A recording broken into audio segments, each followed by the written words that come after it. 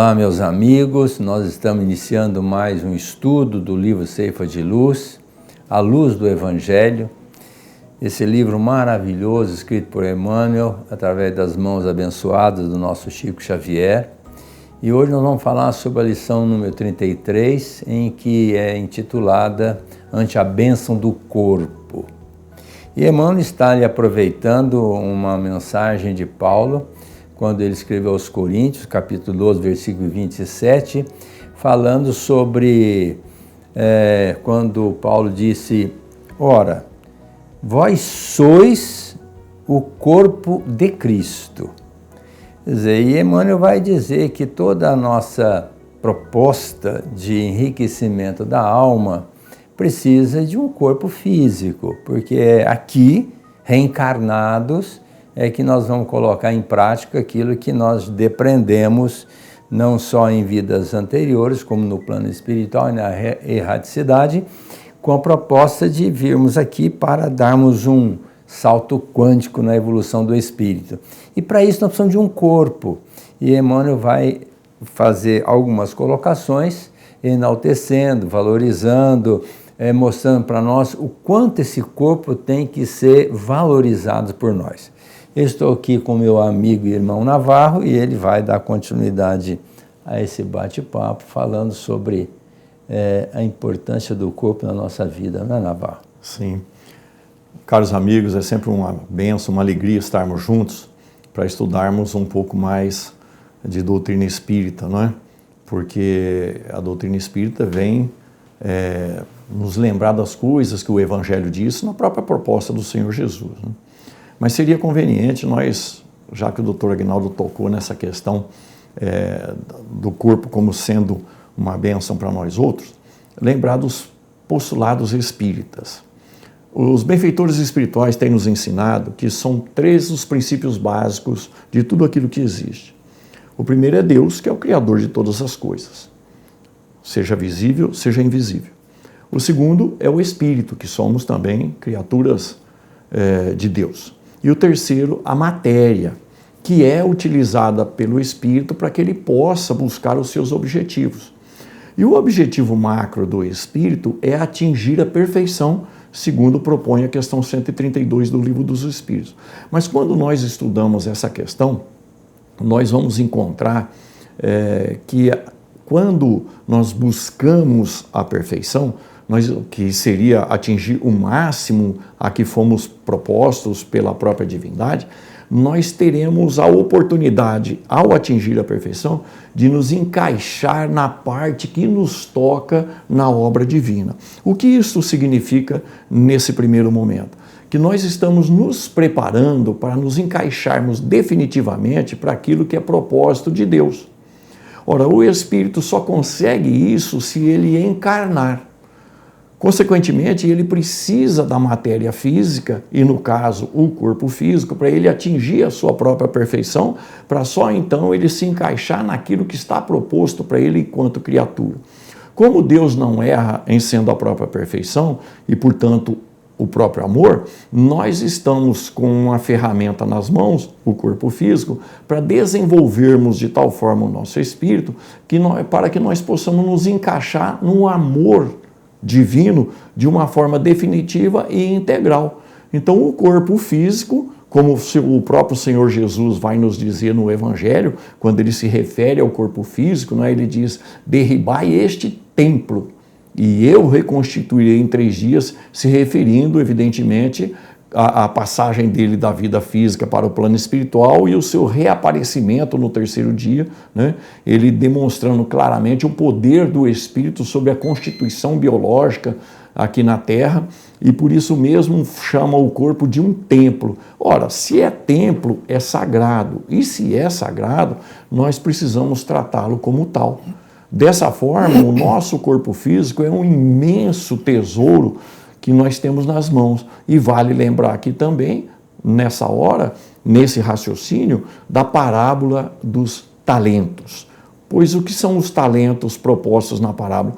Tudo aquilo que nos é colocado às mãos para que nós possamos trabalhar para desenvolver o nosso espírito. Ora, se o corpo é a primeira necessidade a ser saciada para o espírito se desenvolver aqui na terra, é o templo mais sagrado, é o talento mais sagrado e, consequentemente, tudo aquilo que nós fizermos com esse corpo, tudo aquilo que nós aplicarmos pelo nosso entendimento a esse corpo, nós teremos que prestar conta. Templo é sagrado, e se é sagrado, precisa ser tratado como tal. É o que nós estamos aprendendo com doutrina espírita em cima daquilo que o Senhor Jesus deixou para nós. Nós queremos lembrar que quando a gente fala de espírito, ele tem uma vinculação com a matéria, e por isso nós somos constituídos de 4 naturezas, que é a espiritual, a mental, a psicológica e a somática, que é o físico.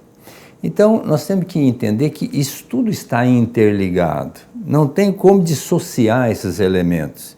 Não tem como a gente cuidar do nosso corpo sem cuidar da alma. Não tem como cuidar da nossa mente sem valorizar as nossas emoções. Então, o tempo de estada aqui na Terra é particular, é individual. A gente vem com um programa de viver X anos, com a proposta de aprendizado, de crescimento do intelecto e do sentimento. Só que, às vezes, a pessoa não entendendo a importância desse período alongado que a gente tem que levar aqui na Terra, acaba diminuindo o seu tempo. São os chamados suicídios inconscientes, né? E o nosso corpo, ele às vezes vai se matando por conta das nossas atitudes. Atitude espiritual. Porque, por exemplo, um ódio desencadeia a produção via cérebro, hipófise, depois via glandular e aí atingindo as nossas células, desencadeia profundas falências no nosso corpo, na nossa célula, o ódio. Quantas vezes tem o Dr. Domingos Braille que disse assim, que o que mata a pessoa de infarto não é o colesterol, nem o triglicérides, é a raiva, não é? Então a raiva é outra coisa que leva a pessoa ao infarto. Você acaba destruindo o seu coração com a raiva e chegando ao extremo de um ódio. Então nós precisamos estar trabalhando esses sentimentos que nós trazemos dentro de nós, né? Às vezes a pessoa escrava, vamos dizer, da vaidade, acaba valorizando demais o corpo, mas começa a tomar tanto remédio para isso, remédio para aquilo, que ao invés de manter o corpo físico perfeito, acaba gerando problemas por conta desses remédios em excesso, que também não precisa tanto remédio. A gente percebe que as pessoas acham que o alimento é importante para manter o corpo, mas se você comer em excesso também, vai gerar doença, principalmente a obesidade, que hoje, como nós brasileiros copiamos tudo do americano, nós estamos copiando até essa absurdidade do fast food, nós estamos engordando demais. E essa obesidade criada pela comida mal conduzida, mal ingerida, mal administrada, nós estamos gerando obesidade com hérnia de disco, com artrose de joelho, hipertensão, diabetes, que são doenças que nós criamos pela comida. Então, quem quiser viver muito, coma pouco. Quem quiser viver pouco, coma muito. Então, também a comida tem que ser regrada. O corpo também precisa ter movimento. Às vezes a pessoa fica na ociosidade, aposenta para não fazer mais nada. E é provado que aquela pessoa que aposenta e fica em casa sem fazer nada, desencarna na média 6 a 8 anos logo depois. Então, aposentar para não fazer nada é uma péssima escolha. Não façam isso. Se aposentou, tudo bem, mas escolha 10 outras atividades para manter ativo, porque o nosso corpo precisa de movimento.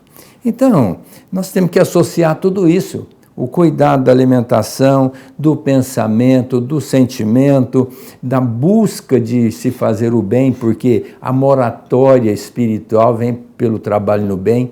Tem gente que vem programado para viver 70 anos, mas chega aqui e começa a fazer o bem, Deus prolonga a vida dessa criatura para 80, 90 anos.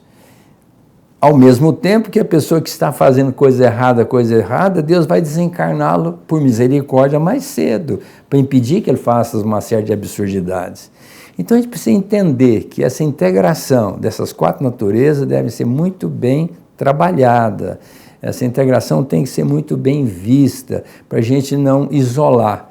Não vamos cuidar do corpo apenas. Não, mesmo dentro da medicina hoje, a gente precisa ver a criatura de uma forma holística, ver esse paciente tendo o seu espírito, tendo a sua mente, a sua emoção e o seu corpo. E trabalhar de uma forma holística, porque senão nós vamos ficar equivocados querendo resolver um problema físico, quando, a bem da verdade, a gente não vai fazer quase nada melhorando a pessoa naquilo que ela procura como solução da sua problemática.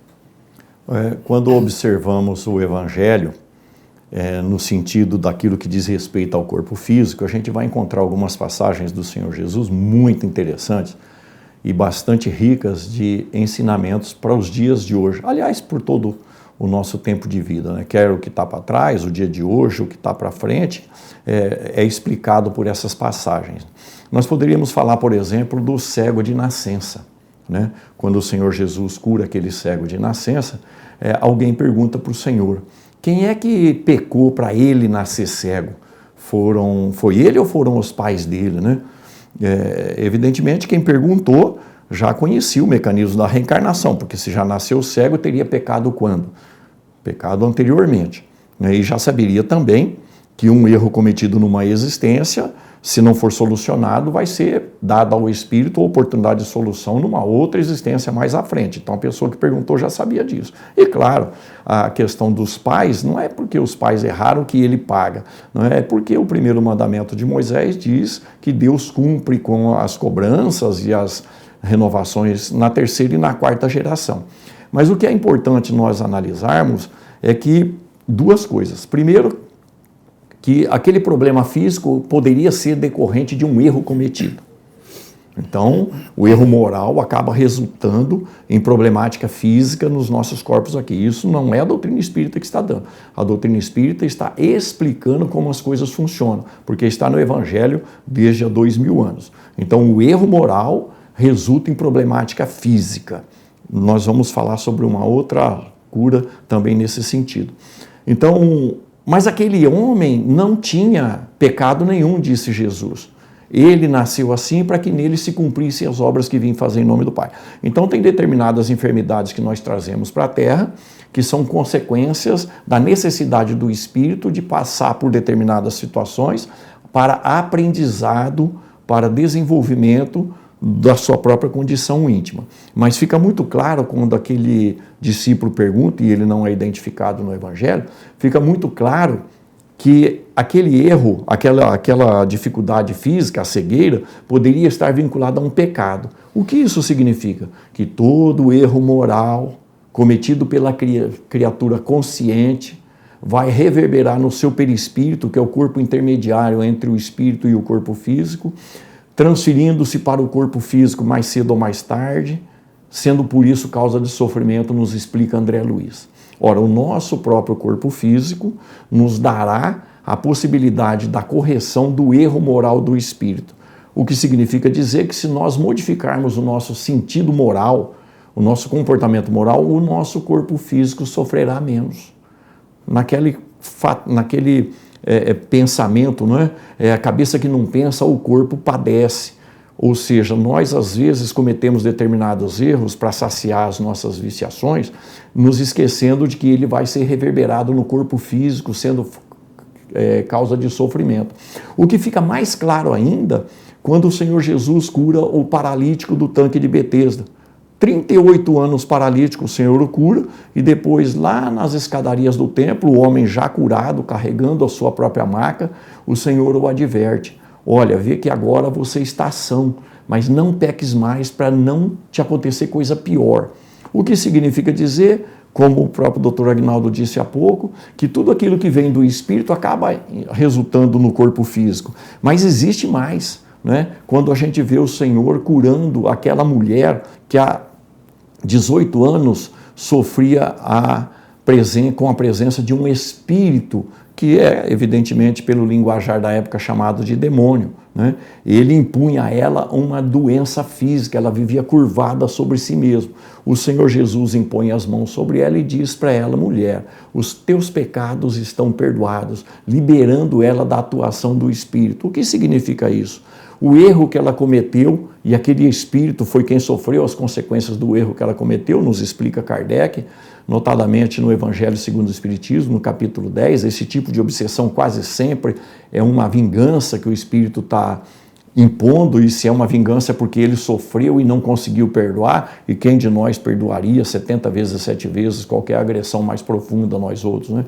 Então mostra a doutrina espírita hoje, em cima dessa passagem do Evangelho, que as nossas viciações mentais, os nossos erros, e viciações mentais aqui nos remete à viciação física, né? A viciação através das drogas ilícitas principalmente, e mesmo as lícitas, acabam resultando em problemática física e são reforçadas pela atração que nós provocamos de espíritos, tanto que nos detestam, que têm raiva de nós, quanto aqueles que têm as mesmas viciações que nós. E nós vamos transferir para o nosso corpo físico as viciações e as consequências perispirituais que eles têm no deles. As doenças fantasmas, né? Nós sentimos determinadas condições aqui, determinadas percepções, mas fazemos exames e não dá nada.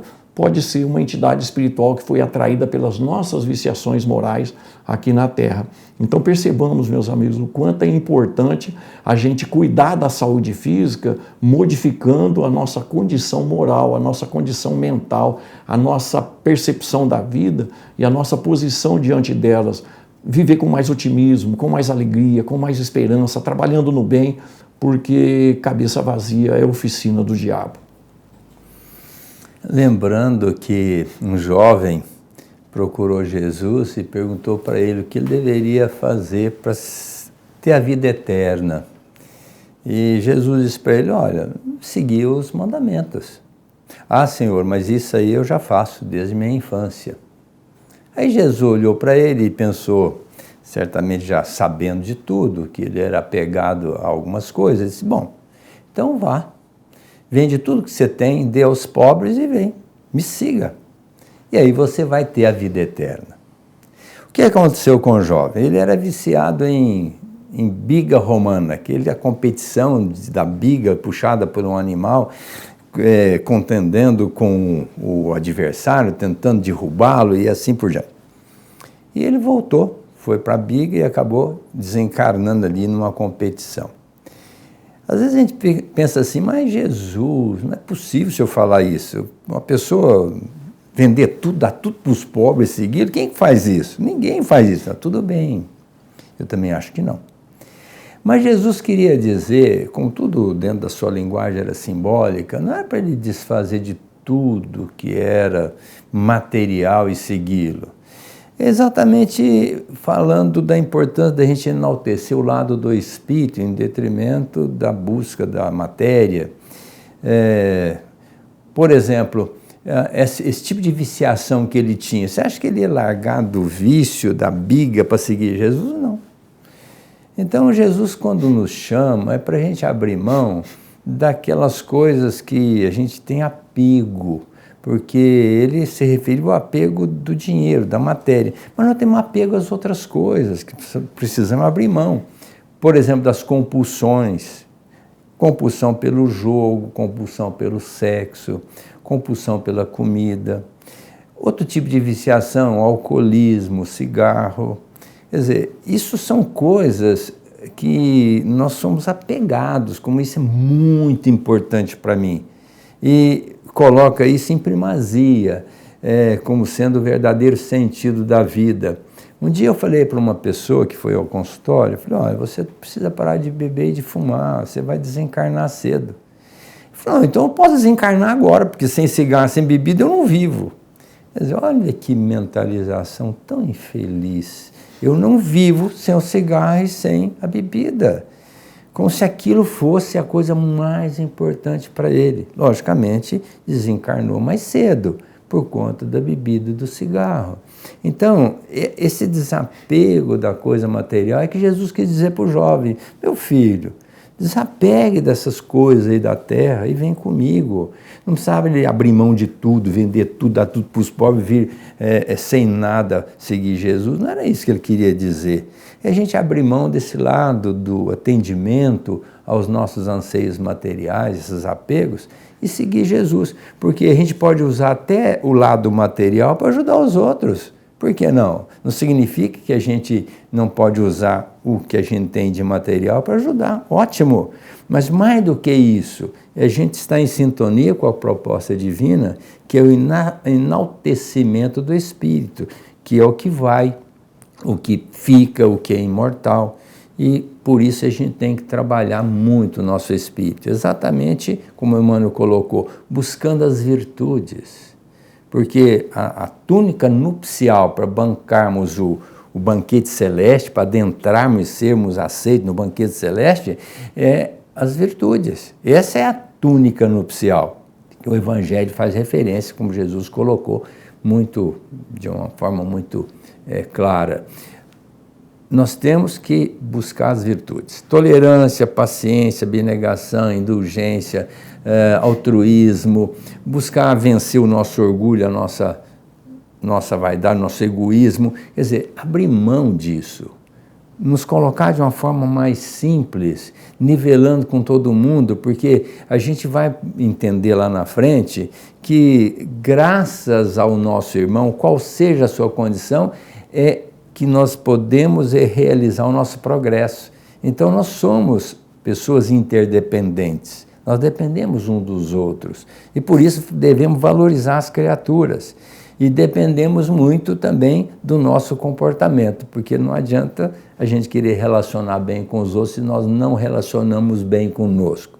A gente tem que gostar da gente, tem que se perdoar, tem que investir fazendo exercício, tem que alimentar bem, tem que cultivar pensamentos bons, para nós estarmos com a saúde muito boa, física, psicológica e espiritual, para que a gente tenha um longo tempo na Terra, aproveitando essa oportunidade reencarnatória e voltarmos para o plano espiritual melhor do que aqui chegamos. Porque às vezes a pessoa não retrograda espiritualmente, porque isso não é possível, mas volta comprometido, com mais tarefas. Se não salda alguns débitos, ainda adquire outros.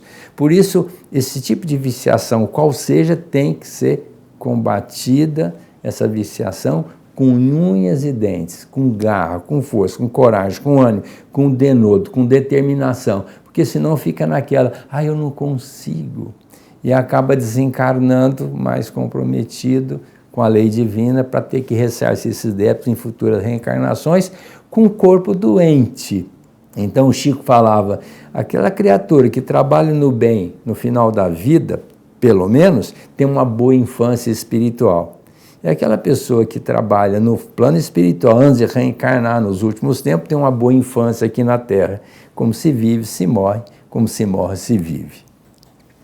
Já desde a antiguidade, nós sabemos que mente sã significa corpo são.